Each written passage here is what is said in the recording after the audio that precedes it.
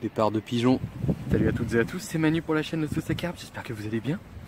Bah moi ça va, un petit peu fatigué quoi, c'est lundi, retour du week-end. Le week-end en fait il ne devrait pas y en avoir. Parce qu'en fait on est plus fatigué après quand on reprend que le lundi que le vendredi par exemple. Comme quoi le boulot c'est fait pour se reposer. Hein. Donc on est sur les bords de la Vilaine. On est sur les bords de la Vilaine, il est midi 28, midi 30 on va dire. À midi 15 j'ai posé ma canne, et oui je ne pêche qu'à une seule canne. Je savais pas où j'allais aller. Ce matin j'avais des choses à faire, donc je me suis dit allez je vais aller cet après-midi, je prends un sandwich et puis voilà. J'ai pris 3 cannes, mais au final plus je réfléchissais, plus je regardais des endroits, plus je me suis dit non je vais retourner en Vilaine sur un poste, sur un spot on va dire. Un poste que je connais mais un spot que j'ai pêché qu'une seule fois en fait la dernière fois avec mon collègue Cédric. Pris entre deux arbres, vous allez voir, de toute façon je vais vous mettre dessus en espérant choper un départ. 1,50 m devant moi, il y a des arbres à droite, des arbres à gauche, donc c'est un lieu de passage, vraiment un lieu de tenue aussi je pense, enfin elles viennent là, voilà, c'est du confort pour elles. Ça pourrait s'apparenter à du stalking du coup, hein, puisque j'ai pas amorcé avant ni rien. Mais je vais pas bouger quoi, je suis là jusqu'à 16 h, je reste là quoi. Donc je vous mets une petite photo, où il y a des petites bulles déjà. Je vous mets une photo de mon montage classique quoi. Donc voilà quoi, 2 petites bidances, mon petit flocon, une chaussette ce coup-ci j'ai croché pour augmenter le stimuli olfactif. Et j'ai croché autrement de la Tiger à part, avec des bouillettes coupées en deux, je vous mets une petite photo. Voilà, et ça en fait, je l'ai mis des petites poignées dessus. Tout ça est en vidéo d'ailleurs, quand j'ai posé la canne et quand j'ai mis ça dessus. Donc j'ai bon espoir que ça fasse du poisson. Anthony, je te remercie, Anthony Hernandez, de m'avoir envoyé ça. 3 petits paquets de 500 grammes à peu près, tu as dû m'envoyer. En petit diamètre, c'est parfait pour faire des petites pêches comme ça. Elles sentent bon en plus. Pas l'air mal, ta petite recette là.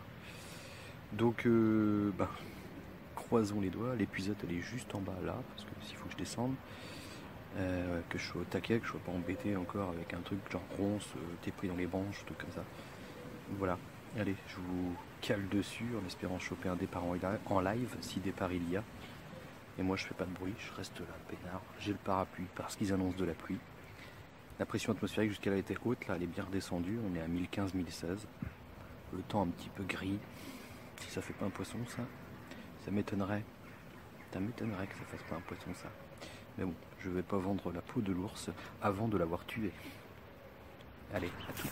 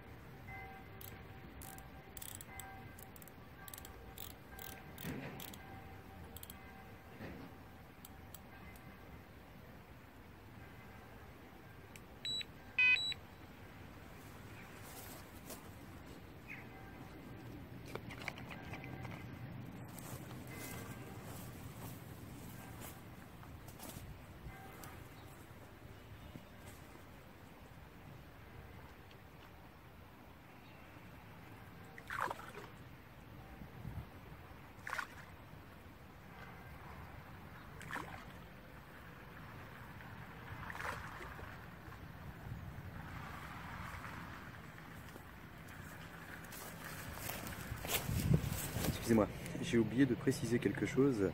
On m'a demandé dernièrement, je sais plus ton pseudo, excuse-moi, Manu, quand tu pêches en stalking, parce que là on peut, comme je disais, parler de stalking un peu, comment tu choisis tes posts? Alors je t'ai répondu, mais je vais répondre sur la vidéo pour que ça puisse servir à d'autres, ma façon de voir les choses, hein, bien sûr. Hein. Je n'ai point la science infuse. Mais ça part de plusieurs critères assez logiques, je dirais. C'est que déjà, il faut se mettre sur une zone où les poissons vont se sentir vraiment dans une zone qui est confortable pour eux, quoi. Confortable au niveau sécurité, éventuellement alimentation, de toute façon, parce que les bordures, c'est toujours une zone d'alimentation, en règle générale. Et là, donc, moi, j'ai fait le choix d'être sur une zone qui est surplombée par des arbres de chaque côté, quoi. Sur 2-3 mètres, il y a des arbres qui s'avancent comme ça. Et sur une bonne partie de chaque côté, donc automatiquement, je me doute qu'il y a des poissons dessous, c'est sûr, quoi. Donc maintenant, je suis déjà au plus près d'eux. Et ensuite, je fais souvent un autre choix, c'est de pêcher dans une zone peu profonde. Ici, je dois avoir à peu près 1,50 m. J'avais tâté à la pige la dernière fois. Et en fait, j'avais trouvé un fond légèrement sablonneux et tout, sur ma bordure, comme ça, sur un petit 1,50 m qui descend tranquillement, et après ça chute. Et moi, je pêche sur la partie haute, en fait. Je pêche vraiment sur la partie la moins profonde, parce que pour moi, les poissons, la journée, ils viennent la nuit aussi également. Hein. Ça, c'est très très bon pour la nuit, une pêche comme ça. Mais en journée, là, les poissons, ils sont dessous, donc il faut être sur la même ligne qu'eux, quoi. Et quand il y a peu de profondeur, les poissons aussi viennent là parce qu'en fait il y a beaucoup plus de passages de lumière à longueur d'année, donc automatiquement c'est là où il y a le plus de nourriture qui se développe. Donc voilà, moi j'aime bien quand il n'y a que 1,50 m de fond. En plus on peut percevoir plus facilement s'il y a des tapes dans le fil, s'il y a des bulles qui remontent. Je sais pas, moi dans ma tête j'aime bien qu'il y ait peu de fond quand je fais ça. Et puis voilà, c'était surtout cette question là. Ensuite ici j'ai pas joué sur le stimuli visuel, j'aurais pu mettre une petite pop-up ou un truc comme ça. Bon, vous me connaissez maintenant, je pêche pas beaucoup à la pop-up, très peu en bonhomme de neige, plus on va dire, parce que j'ai beaucoup pêché comme ça, mais comme tout le monde. Mais ayant noté des résultats pas forcément meilleurs et puis ayant fait mes plus beaux poissons en danse posés au fond, plus les vidéos underwater en tout genre qu'on peut voir, où on voit qu'il y a des carpes quand même qui ont un petit peu peur des pop-up. Voilà, on reste là, je suis en rivière, je reste sur du poisson sauvage qui a l'habitude de s'alimenter au fond. Une pop-up ça fonctionnerait, hein, il y a de fortes chances hein, sur les petites communes et tout. Mais voilà, je sais que poser au fond ça fonctionne aussi puisqu'elles ont l'habitude de manger comme ça. Et donc parfois j'ai l'impression que la pop-up peut être contre-productive. Mais une fois de plus, ce n'est que mon avis. Voilà, après à vous d'essayer, vous en jugerez par vous-même. Que dire de plus? Rien. Je vais vous rebraquer ou vous braquer sur la canne en essayant de choper un départ en live. Peut-être vous allez percevoir les petites bulles, je sais pas. Par moment il y en a. Est-ce de la carpe? Bonne question. Allez, à toutes.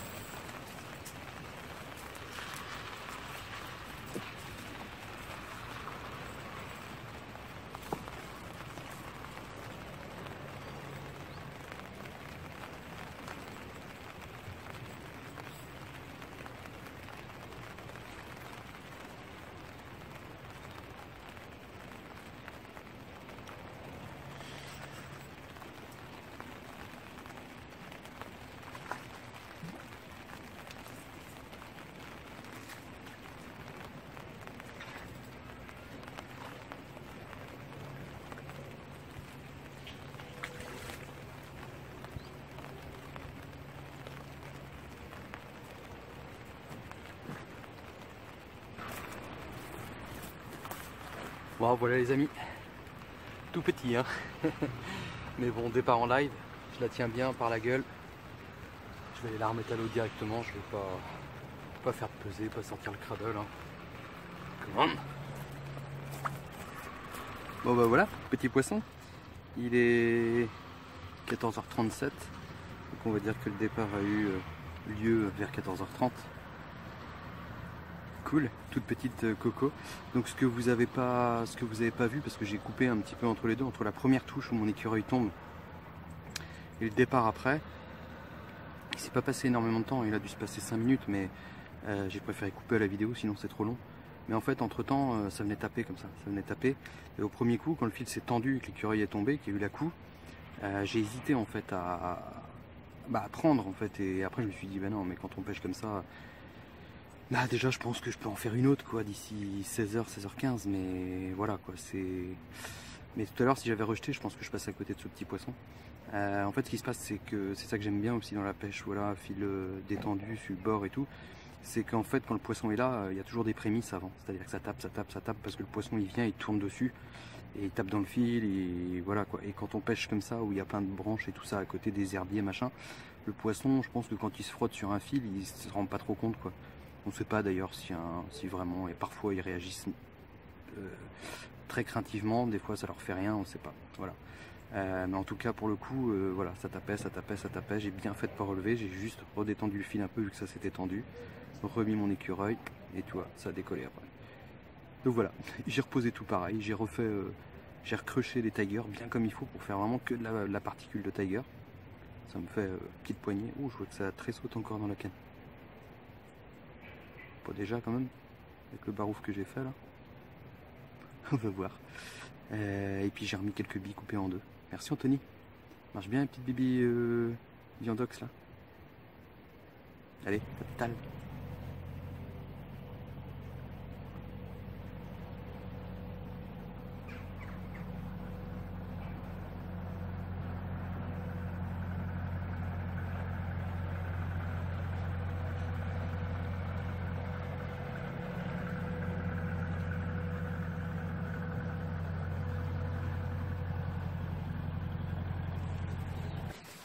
Bon voilà, retour au bercail. Bon bah un poisson, hein, c'est déjà pas mal.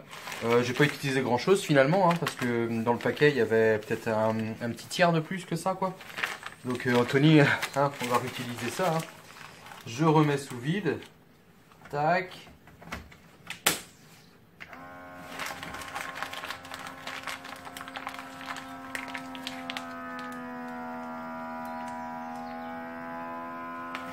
Quand ça passe au rouge, ça soude.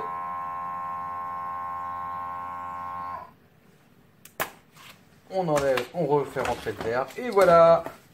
Péchap. Alors j'anticipe les questions. S'il y en a qui me demandent où j'ai acheté ça, c'est sur AliExpress. Je crois que j'avais mis le lien dans une vidéo. Putain, ton live. Voilà, la petite batterie, elle, je la remets en charge aussi. C'est celle qui me sert à faire des vidéos longues avec le téléphone. De façon à avoir toujours de la batterie. Mon petit powerbank maison quoi. Allez, je vous dis à mercredi prochain et puis en attendant, bonne pêche.